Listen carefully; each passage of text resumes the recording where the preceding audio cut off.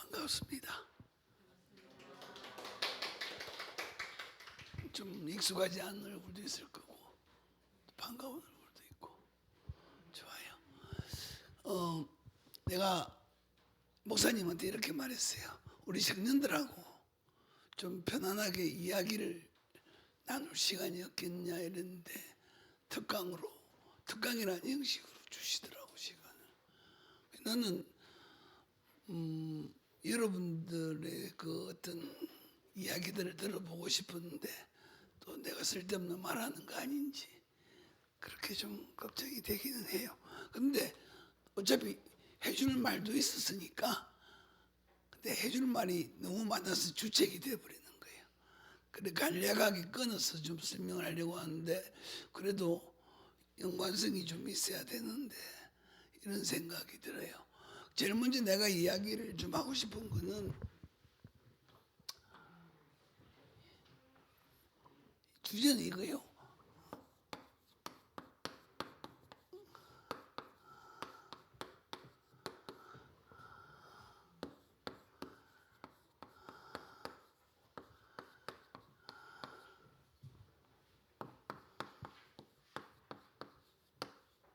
이거거든.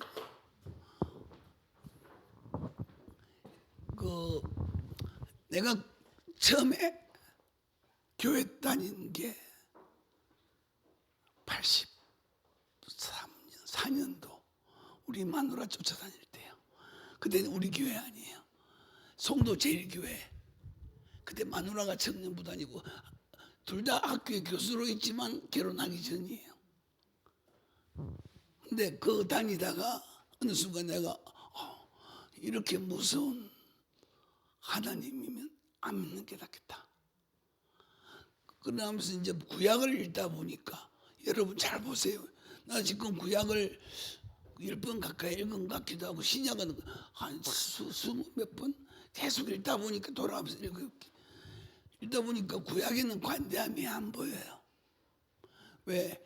하나님이 이스라엘 백성들 본보기로 내가 보기에는 실패자의 본보기로 세우신 것 같아. 말 안 들어가지고 목이 거둬갖고. 잘 보세요. 그 요셉을 애굽에 보냈다. 세계복음화. 유목사님 죄송하지만 세계복음화가 아니고요. 이스라엘 종족 택한 종족을 모델로 쓰기 위해서 남겨두려고 애굽에 보내신 거 아니냐. 저는 그렇게 생각을 해요. 그래갖고 76명이 수십만으로 불어나잖아요. 안 그랬으면 기근이 들어갔고 다 말라 죽었을 건데 난 속으로 아이고 하나님 다 죽게 놔놓지 이런 생각을 하게 됐는데 그건 하나님 뜻이 아니거든요. 그래갖고 요셉이 어떻게 해요? 꿈을 바탕으로 돈 모으잖아요. 그죠? 7년 동안 흉년이 될 걸 알고 미리 준비해 놓은 거로 애굽 사람뿐만 아니라 주변 나라들도 먹여 살려요. 대신에 돈을 많이 받잖아요. 그게 요새 말하는 반경제 부패 행위입니다. 매점매석이거든요. 미리 선물해갖고 바태기해갖고 비싸게 팔아먹는 거 그건 요새 법으로는 좀 그죠? 경제사범이 될 거예요. 그런데 세계 복음화가 다시 보니까 맞는 거라. 돈으로라도 음식을 구할 수 있으니까 주변 종족들이 하나님 알게 된 거잖아요. 그래요. 그 구약을 보면 그 이스라엘 사람들은 저거가 좀 잘 살면 해 하면서 어떻게 해요? 저거 하나님 안 믿고 주변 나라 신들 잘 살수록 거지랄이요. 그 남자들 돈 좀 벌면 마누라 안 쳐다보잖아요. 다른 여자 보잖아. 똑같아. 난 안 그래. 난 돈 많이 벌어본 적이 없으니까 그런 기회가 없을 거예요. 그게 생각이 납니다. 그러다가 이스라엘이 호되게 임자 만나죠. 누구예요? 로마입니다. 로마 속이 시원해요. 근데 내가 로마를 참 좋아하는데 로마 내가 좋아하는 이유는 다음에 혹시 기회가 있으면 해주고요. 로마가 유대인들을 저 땅에 못 들어오게 하잖아요. 그게 언제예요? 목사님은 72년이라 그러죠. 서기 기원 72년 한 번 더 있었어요. 들어오지 말았는데 들어왔다가 그게 서기 100년 약간 지나서 2차 전쟁이 일어나요. 근데 이스라엘도 만만한 게 아니에요. 역사서를 보면 로마군이 식겁을 했다 그래요. 우리말로. 그러니까 더 잔인하게 하는 거예요. 저가 쉽게 이겼으면 LA 시키더라 이럴 건데 워낙 힘들게 이기고 희생자가 많이 생기니까 나가. 그러면서 이제 이스라엘 디아스포라가 시작되고 어디로 가요? 곳곳에 흩어져요. 그런데 희한하게 이 유대인들이 가는 데마다 이 사람들이 돈을 많이 벌어요. 요셉에게 위에 그 이삭에게 요셉에게 줬던 그 경제 축복이 이스라엘 민족 가는 데만 나타나거든요. 그러면 그 지역이 돈 좀 벌만하면 욕심을 내요. 그 왕이나 군주들이 들고 나가 이 새끼야 이래 되거든요. 그럼 또 받아주는 데로 가요. 그럼 스페인으로 갔다가 거기서 또 쫓겨나서 또 어디로 네덜란드 가고 그게 이제 근세대요. 중세 약간 넘었어요. 그 인마들이 유대인들이 경제생활하면서 제일 최초로 만들어낸 게 환음이란 게 있어요. 환음 상법 배우면 아는데 수표법에 나오는 거예요. 음을 내가 여기서 세라한테 주잖아. 그러면 세라는 돈을 어디서 받느냐? 지가 어디서 받겠다 하면 거기서 돈을 받을 수 있는 거예요. 그러니까 유대인이 가서 로마니아 상인하고 그랬는데 니 어디 사노? 나이로 봐야 되거든. 카이로에 산다? 그럼 카이로에 가서 돈 받을래? 그래. 물건 들고 다니는 것보다 종이 한 장 갖고 가서 카이로에 있는 유대인한테 돈 내미니까 돈 그만큼 줘요. 이런 식이 환음이고요. 또 네덜란드에서는 어떤 일이 있었냐면 이 중세 시대 그 유럽 사람들의 주로 식량이 주로 생선이에요. 생선들 많이 먹고 생선이 없었으면 유럽인들 70%가 줄어들었을 거라 그래요. 정어리, 청어, 중고급 어종이 그 뒤로 대구로 바뀌는데 네덜란드 유대인은 뭐로 돈 벌어? 엄청나게 돈 버는 사람이 있어요. 쉽게 말하면 간고등어 같고 간고등어가 아니라 간청어예요. 청어에다가 염장을 해갖고 떼돈을 벌게 돼요. 저장하기 힘드니까. 그러면서 이제 또 정권도 발달하고 네덜란드가 제일 먼저 동인도 회사 만들잖아요. 그리고 네덜란드에서 제일 먼저 정권 시장이 만들어집니다. 정권 거래소가. 그때부터는 별로 이동이 별로 없었던 것 같은데 하여튼 유대인들은 지금도 돈으로 세계를 지배하고 있습니다. 이스라엘 언제 찾았어요? 저 땅을 저거 언제 들어갔어요? 1949년입니다. 그거 원래 저거 땅이요 아니요? 이스라엘 지금 저거 있는 데가 예루살렘인데 저거 땅입니까 아닙니까? 저거 땅 아니잖아요.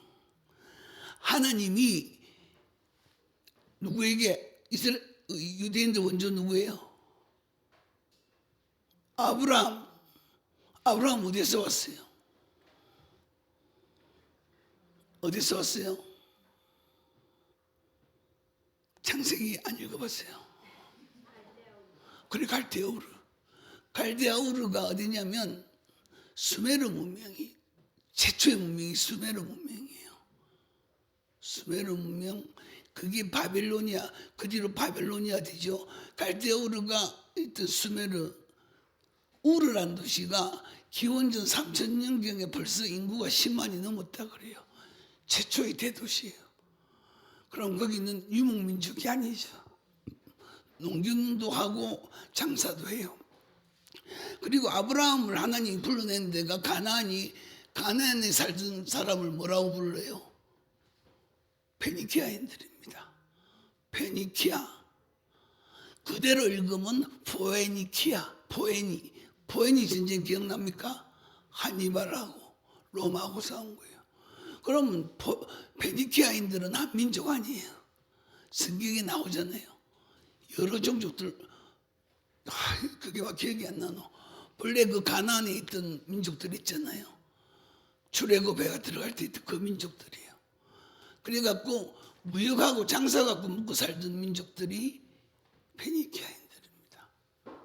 그런데 장사 수법을 너무 유대인들은 몸에 체득을 하고 있는데, 유대인들이 저렇게 돈을 많이 번 이유는 우리 목사님은 뭐라고 설명합니까? 성인식 또 뭐가 있어요? 크게 나 성인식하고 파송식밖에 기억이 안 나요. 중간에 뭐가 있죠? 삼형식. 그래 뭐 그렇다 하는데 나는 그걸 답으로 안 보거든요. 유대인들은 유일하게 문자를 갖고 있다. 문자를 아는, 글을 아는 사람들이었어요. 중세 유럽은 왕이란 사람까지도 게으르면 글을 몰랐어요. 영주도 몰랐고요. 글을 몰라요. 그러니까 정보를 얻기가 힘들겠죠.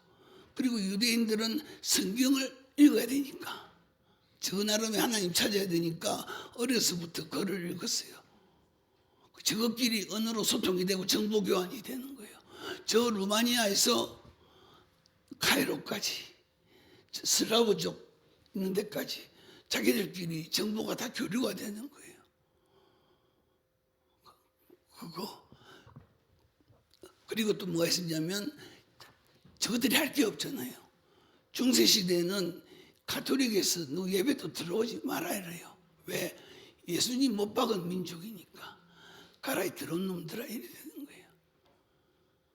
실제로 예수님은 못 박히기 위해서 오신 건데 참 유대인들 그렇게 선택받은 거예요.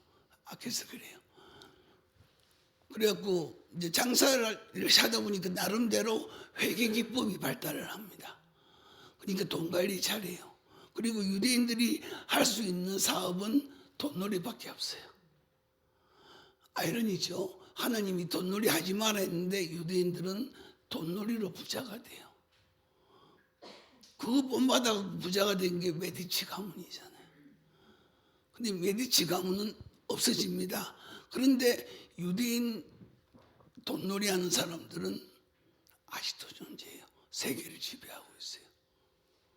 이건 내 확신이에요. 1차 대전 일으킨 가문이 있어요. 유대인 가문이에요. 영국하고 독일에서 저것끼리 정보를 주고받아요. 그리고 영국 국채가 똥값이 되게 만들고 하루 다음 날 뛰게 만들면서 돈을 무시하게 벌어요. 전쟁 어찌됐노 정보가 하루 전에 와요. 영국 이겼다. 그러니까 국채시장에 가갖고 어찌한 줄 알아요? 슬픈 듯이 영국 국채를 몇 개를 싸게 내놔요. 전마가 저라는 거 보니까 영국이 진 것 같다. 사람들이 막 영국 국채를 싸게 던져버려요. 이때 인마들 다 사모아버려요. 그리고 다음날 보니까 영국이 이겼거든요. 도둑놈들이에요. 정보를 악용한 거예요. 이게 누구냐면 로스차일드예요. 여러분들 로스차일드 들어본 적 있습니까? 단편적으로 들어봤죠. 무슨 적들이에요. 유대인들은 돈놀이에 익숙하기 때문에 유대인 갑부들은 주로 어느 업에 종사하겠어요? 미국에서. 골드만삭스니 뭐니 간에 전부 다 금융업에 종사하는데 미국에서 유대인 아닌 금융업자로 제일 큰 게 JP 모건이에요. JP 모건 빼놓고 전부 유대인들이고 전부 다 내가 보기에는 로스차일드 하숙군 같아. 로스차일드 여러분 잘 안 드러나죠? 잘 안 들어봤죠? 근데 그 재산 얼마인지 아무도 모를 거예요. 저 중동 석유재벌 저것들은 아무것도 아니에요. 그것들은 저거 부가 빠져나가지 않도록 정보가 새 나가지 않도록 지금도 근친혼을 시킵니다. 근친혼을 시켜요. 그러니까 그 집안에 부나 정보가 밖으로 나갈 일이 없어요. 그런데 사람들 보면 귀신 같아요. 근친혼의 문제점 알죠? 그 권력을 유지하기 위해서 그 왕족내에서 결혼시켰던 합스부르크 가문들, 특주벌이 길게 나고 더럽게 생긴 것들, 그런 것들이 다 근친혼의 영향이거든. 로스차일드도 그래요. 근데 이 유대인들은 돈 벌어서 뭐 할 거고 세계 정복하려 하겠죠. 그래서 내 생각에는 유 목사님이 3단체 뭐 어쩌고 하시는데 3단체 뒤에 있는 게 나는 유대인이에요. 예수님 거역한 자들이고, 저거는 예수 못 박아도 저거가 옳다고 생각하는 걸 증명하려고 할 테니까 이건 짧은 내 생각이에요. 근데 이 사람들이 드러내놓고 못 다니고 세계 정복 못 해요. 왜? 돈만 사랑하니까요. 사람만 믿잖아요. 이게 없어요. 그러니까 저거가 이 관대함이 있으면 근친혼 지키고 뭐 사람 못 믿어서 그렇게 숨기고 갈 필요가 없는 거예요. 이 관대함이 뭐냐에 대해서 내가 책을 읽다가 뽑아놓은 게 있어서 한번 읽어주려고요. 요새 내가 눈이 안 좋아서 별로 잘 안 읽는데, 칼릴 지브란이라고 알아요? 예언자란 책 안 읽어봤습니까? The Prophet. 레바논 출신의 기독교인이에요. 이 사람도 시인이고 철학자고 화가인데 생활은 주로 미국에서 했어요. 근데 칼릴 지브란이 철학적으로 말했다 이러면서 관대함이라는 것은 할 수 있는 것보다 더 많이 주는 것이다. 더 많이 주는 것이고, 반대로 자부심은 필요한 것보다 적게 취하는 게 자부심이라 그래요. 자존심보다도 높은 게 자부심이에요. 그래서 이걸 쓰면서 이 작가가 한 일화를 소개합니다. 아이스크림 하나에 몇 센트, 미국에서 몇 센트 단위로 팔 때예요. 뭐 달러가 아니고. 이때 애가 하나 들어와가지고 소프트 아이스크림 얼마예요 하니까 25센트 주머니를 봐요. 셔벳 아이스크림 얼마예요? 20센트. 근데 돈을 25센트 내놔요. 뭐 달라 했겠어요? 셔벳 주세요 이래요. 그래 돈은 25센트 내놔요. 이게 미국에 있는 팁 문화가 정착된 건지 아니면 애가 한참 고민을 했어요. 팁을 안 줘도 되는데 팁을 줘야 되나 봐. 그러다가 지는 셔벳을 택해요.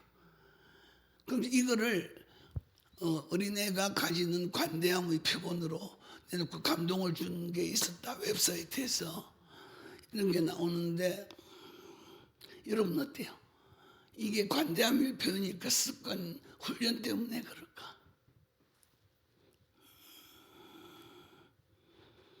그러니까 아이스크림 포기하고 팁으로 되는 거야. 근데 우리가 여러분들 이 관대하다 할 때 여러분들은 어떤 말을 써요? 어떤 느낌이요?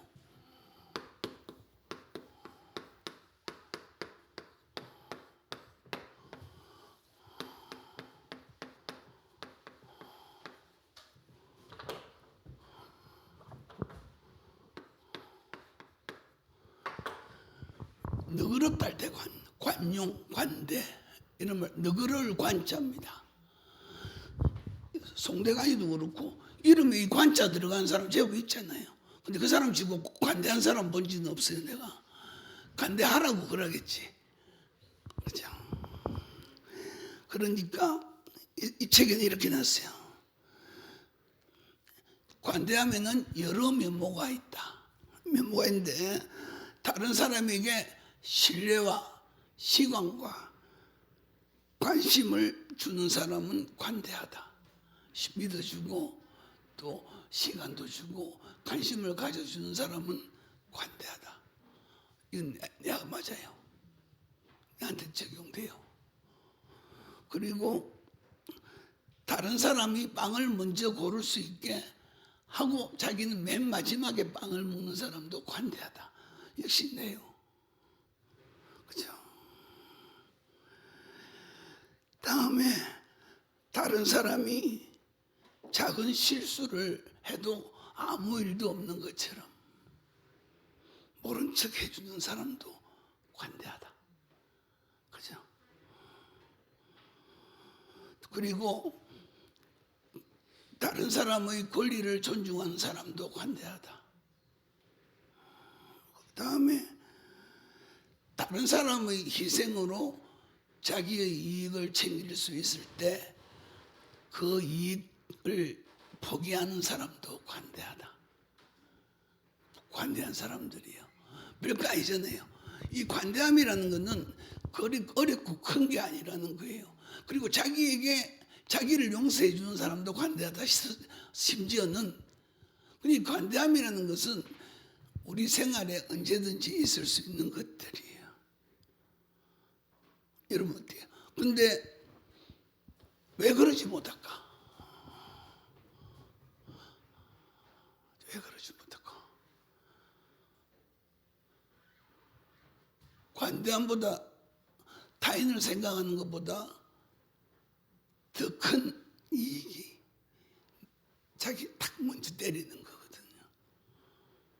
내가 지금 말할 수 있는데요. 나도 돈 벌 기회가 있었어요. 기회가 있었어요. 뭐 지금은 10분 나도 괜찮은데요. 내가 우리 식구들 애들 미국에 있고 마누라도 미국에 있고 그때 어떻게 희한하게 하나님이 기회를 주셨어요. 그래가지고 사회이사도 하고 감사도 하면서 교수로 있으면서 그게 허용이 학교 허락 맡으면 되니까 했는데 구조조정 회사에 그 감사로 있는데 그 사장이 그래요. 내보고 형이라 그랬어요. 형, 이 위아 주식 지금 위아 알죠 여러분들? 현대자동차 그룹의 큰 회사죠. 위아가 그 당시에 법정 관리 나왔어요. 이 주식을 이 회사가 다 먹었어요. 얼마인데 이러니까 1억 7천에 사라는 거라. 나 그만큼 돈 없다 이러니까 빌려줄게 이래요. 그래도 내가 이 회사 감사인데 이거 하는 거 옳지 않지 않나? 내가 사면 나중에 6개월 후에 7배로 사준대요. 내보고 돈 빌려줄 테니까 니는 6개월 참고 있다가 6배 남으면 얼마입니까? 10억 2천이요 그 당시에. 근데 난 도저히 안 되겠더라고. 명색이 이 회사 감사인데 한 달에 이런 됐지 안 하겠어요. 지금 위아가 그 정도 주식가 거의 몇십 조짜리 돼 있잖아요. 현대자동차에 그 부품 만드는 회사잖아요. 그런데 공교롭게도 아니지 얘가 어떤 일을 당했냐면 세무서 직원들이 협박해가 돈을 뜯어가고 있었어요. 한 달에 몇백만 원씩 상납을 받아. 그러니까 이 돈을 잘 버니까 구조조정 회사가 이 세무서 직원들 둘이가 달라붙어갖고 악질이 붙은 거예요. 그런데 이게 딱 폭로가 되면서 이쪽에 들어옵니다. 검찰이 들어와요. 장부 내놔. 그때 들어온 검사가 윤석열이요. 윤석열이는 내 친구가 부장검사할 때 초임검사라고 온 친구라고 보고 부장검사 하던 그 친구를 내가 속에 변호사로 있을 때 사회이사하고 있으니까 이 선배는 그럴 뿐 아닌데 이러면서 쉽게 해결이 됐어요. 그런데 돈 뺏긴 사람도 교도소 가야 됐어요. 돈 뺏은 세무서 직원은 징역 7년 아주 커요. 근데 이 친구는 3개월 있다 풀려나요. 뭐 그런 일이 있었는데 미국에서 내가 그걸 TV 뉴스로 봤다니까요. 아, 내가 이거 위아 주식 갖고 팔았다가는 10억 벌었다고 홍정만 경대에다가 내 얼굴도 전화 오겠다 싶더라. 왜냐하면 이 구조조정 회사하고 저 현대차 그룹하고 무슨 유착 관계 있는가 그거 조사하다가 걸린 거니까요. 뭐 그런 거예요. 나는 솔직히 돈이라는 거는 생활에 불편하지 않으면 안 되나 이 정도로 생각을 하는데요. 지금은 좀 후회를 하는 게 성전건축 안 했으면 좋겠어요. 왜? 헌금할 돈이 별로 없어요. 또 모아야 돼 그러면. 그래요. 근데 뭐 어떻게 하나님이 하시면 하겠지만 나는 좀 더 생각해 볼 문제다. 그런 거예요. 근데 자 봅시다. 유대인들은 돈 갖고 세계복음화 못해요. 세계복음화가 아니라 세계 유대인화 못해요. 그리고 저것들은 워낙 배타적이잖아요. 자기들만 채고 딴 사람 안 채주잖아요. 근데 관대함이라는 거는 모든 것을 담을 수 있는 그릇이 되는 거예요.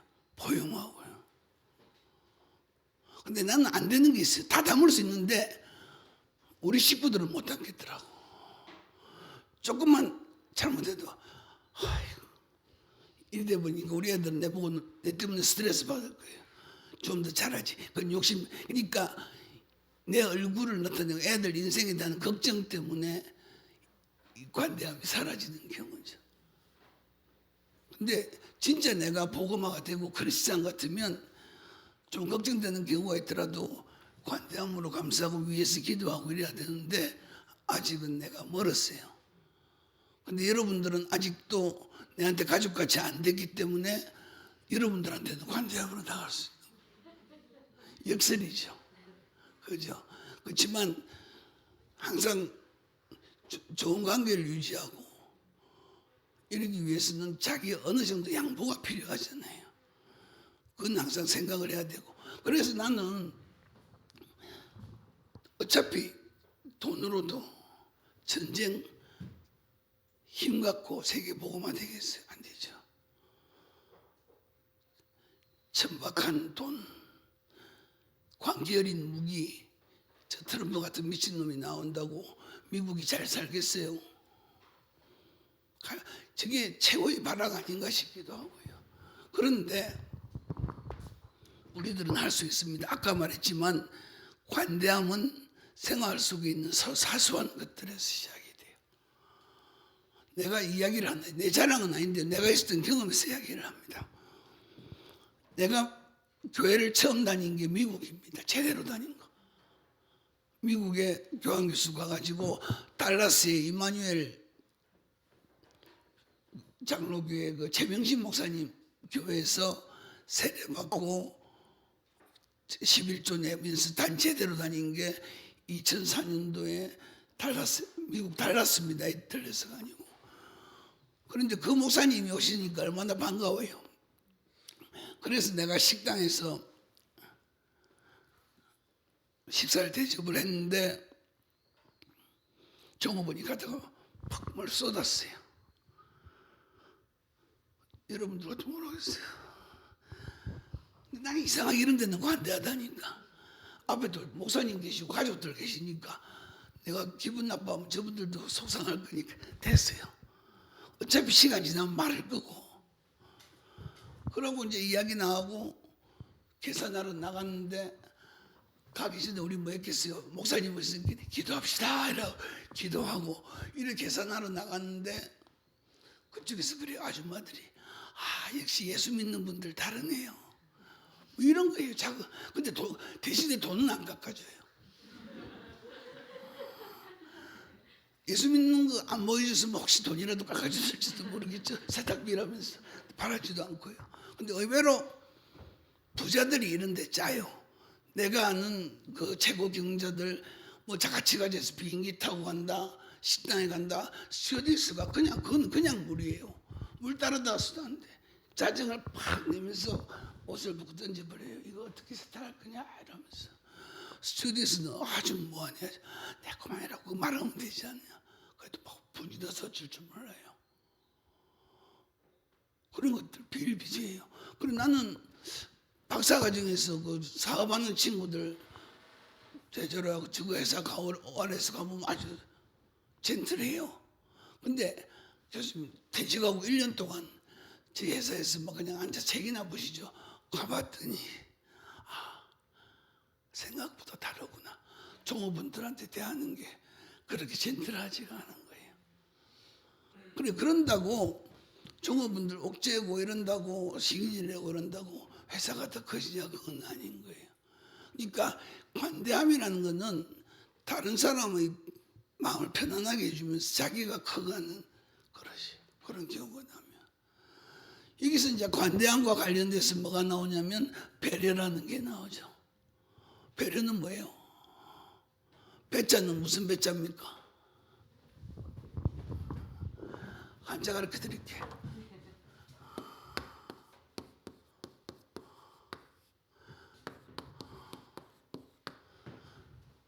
짝을 말하는 배자예요. 배우자. 그죠?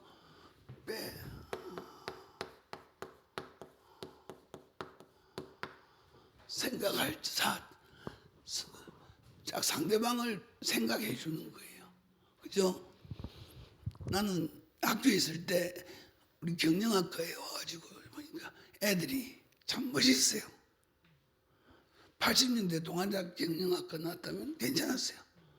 뭐 공부도 뭐 어느 정도 했겠지만 싸움도 잘하고 노래도 잘해요. 어디 또 보면 졸업여행 데리고 가면 이 학생들 꼬시고 근데 보면 또 샹송 부르는 놈도 있고 뭐 하는 놈도 있고 나도 뭐 되게 그쪽 이자 교수 같이 놀기도 했는데 내 친구가 그때 부산지검에 6명이 내려와 있었어요. 검사로. 근데 이 친구가 우리 학생들이 싸움을 했는데 나는 몰랐거든요. 수업 시간에 이마들이 안 보이길래 야들 어디 갔냐 이렇게 말을 안 해요. 며칠 있다가 한 놈이 급하게 옵니다. 교수님 좀 도와주세요. 왜? 얘들 지금 유치장에 가 있는데요. 어쩌다 가니까 이 3명이서 체육과 4명을 작살을 내버린 거예요. 경영학과 3명. 복싱도 하고 이런 놈들인데 어쩌다 그랬느라니까 싸움 말리다가 그랬던 거라. 학교 앞에 뭐 시집생 안녕해하고 이러는데 이 체육과 1학년들이 술 들어서 잘 안 먹어보니까 취하니까 막 걸어던지고 그거 말리다가 붙어가 그랬는데 근데 그 중에 그리고 도망가고 몇 놈이 뻗었대. 기절했대요. 체육과에. 그런데 이마들이 도망 잘 쳤으면 되는데 한 놈이 가방을 거기 두고 온 거야. 그래야 들비 잡히는데 뻗은 놈 중에 하나 저 아버지가 형사반장인 거예요. 동네에서 형사반장. 교수님 합의금 그 당시에 그때가 89년 90년도 합의금 1,000만 원 내놓으라는데요. 어찌된데 그냥 전체 2주 나하고 절도했는데 그럼 알았다. 가지 마라. 근데 이 친구한테 전화를 해요. 아주 어릴 때부터 친한 친구예요. 야 이마도 이랬는데 알았다 이래요. 이 친구는 내가 또 급하게 학생들 때문에 내가 부탁을 2번 했는데 내 입에서 부탁한다는 말이 안 나오게 해요. 친한 친구니까. 그 검사들한테 소문이 났어. 저 친구는 세희가 말하면 들어주면서 다른 사람이 뭐 음주운전 걸렸다면 마블금 내고 말하라 한다면 섭섭해하는데 뭐 그런 것들도 배려잖아요. 그리고 이제 마지막으로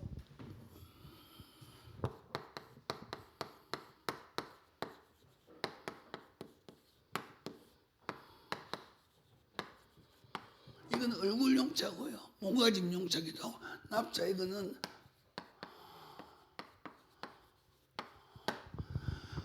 이 용납이라는 말은 있는 그대로 받아들이라는 거예요. 그 루신이라고 들어봤어요?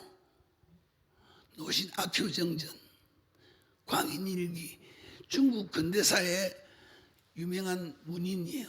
사상가고 근데 이 시대 사람들 중에 유명한 게 모택동이니 주얼리니 장개석이니 중국 본토에 이런 인간들이 있을 때입니다. 그런데 이 사람 빼고 나머지 사람들은 전부 다 장가를 2번, 3번 갔어요. 엄연히 본처가 있음에도 불구하고 뽀대 부린다고 미국 유학 갔다 온 여자, 뭐 영국 프랑스 갔다 온 여자 본처 내버려버려요.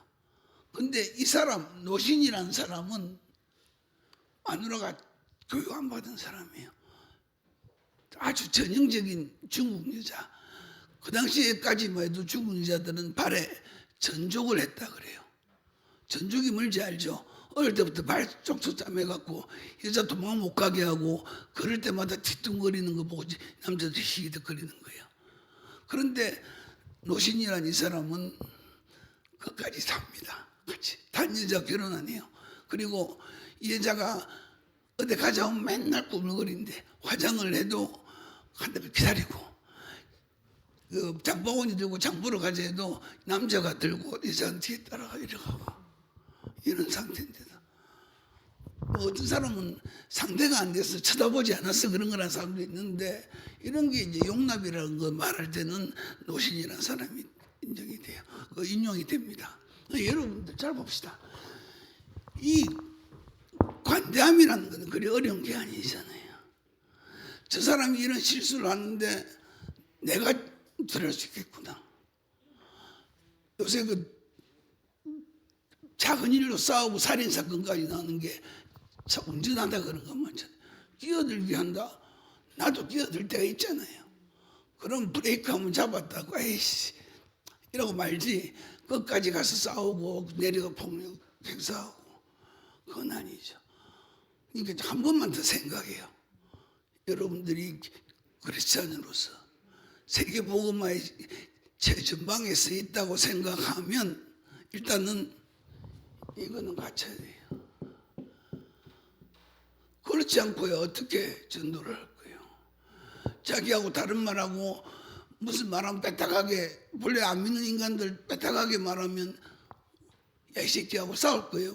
전도 안 된다고 아시잖아요. 그리고 전도라는 거는 전도하고 선교는 다르잖아요. 전도는 1대1 주로 가까이 있는 사람들한테 복음을 선포하는 일이잖아요. 그게 전도입니다. 선교는 먼 거리에 있는 지역 또는 뭐 집단, 문화가 다른 쪽에 전도를 해갖고 제자 삼아가지고 하나님 나라를 확장하는 그게 선교고요. 그러니까 전도자로서 여러분들이 평소에 관계 전도가 중요하다면 그때 가서 이런 척 하지 말고 오늘 이 순간부터 이거를 좀 염두에 두고 생활했으면 좋겠다. 돈보다도 힘보다도 다른 사람의 마음을 열 수 있는 것은 이거 아닐까. 그죠? 그리고 성경도 읽어보세요. 딴 것보다 나는 사복음서를 좀 읽었으면 좋겠다. 예수님이 하시고 어떻게 말씀하셨는지 그리고 이걸 어떻게 답해야 될지 그래야 답이 나옵니다. 전도할 때 꼭 묻는 게 있어요. 내가 제자들한테 전도할 때 40이 넘은 놈들 또 그걸 물어봐요. 뭐겠어요? 밀양이에요. 밀양에 보면 자기 애를 죽인 선생은 자기가 용서하지도 않은 대신 하나님한테 용서받았다 하고 하나님이 뭔데 죄를 용서해? 내가 용서해야지. 왜 하나님이 용서합니까? 이 말이 나오잖아요. 기억납니까? 이때 여러분 같은 뭐라고 대답하겠어요? 둘 다 잘못했죠. 마태복음 5장 25절 한번 봐봐요. 난 그게 생각이 나더라고. 할 말은 하나님이 생각나게 해주십니다.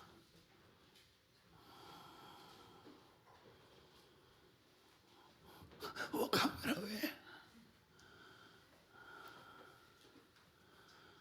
마태복음 25절 읽어봐라. 예정이가.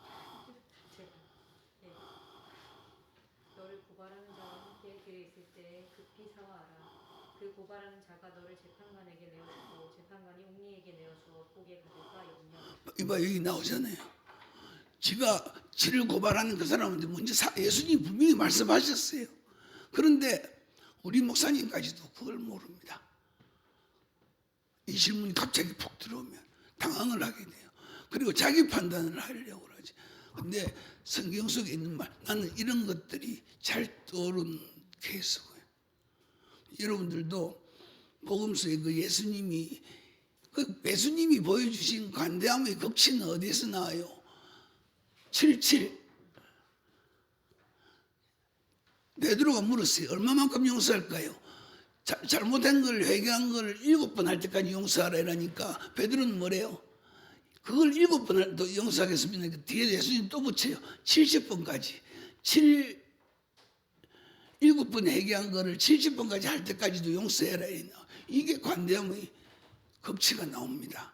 그러니까 신약 들어오면서 예수님 오시면서 이 관대함이란 말이 완성이 되는 것 같아요.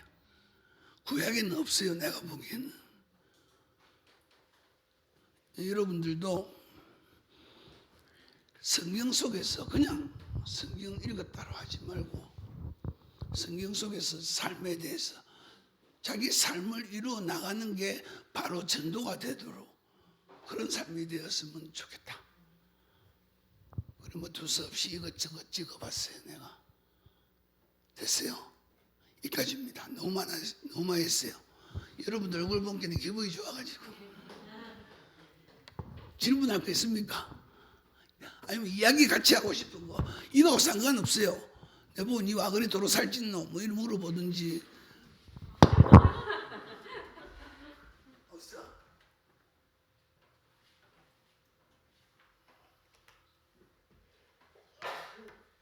진행자가 누구? 다음 뭐 하면 되노?